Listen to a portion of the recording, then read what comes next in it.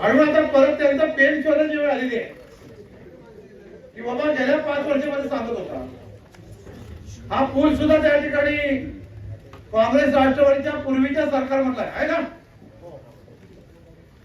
सरकार मला तटकरे बदलले म्हणजे पुलाचा एक पण पूल त्याच्यामध्ये एकही त्याच्यामध्ये पिलर त्याच्या घालला. पण आता या ठिकाणी बाणकोडपणे तटकरे येतात आणि येऊन काय सांगतात की या संस्थेला आम्ही 25 लाख देईन, त्या संस्थेला 25 लाख देईन.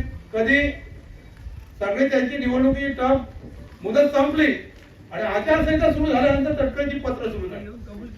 पहिली दिलेली पत्र त्याच्याने पेन उठला नाही आणि आता कशाला बाबा ही आता तुझी आटोपताय तुझं, आता कशाला लोकांकडे जाऊन त्याच्याकडे 25 लाख देतो 50 लाख देतो. जे जसं मोदीने सांगितलं होतं की एकदा तुम्ही मला निवडून द्या, तुमच्या प्रत्येकाच्या खात्यात 15 लाख रुपये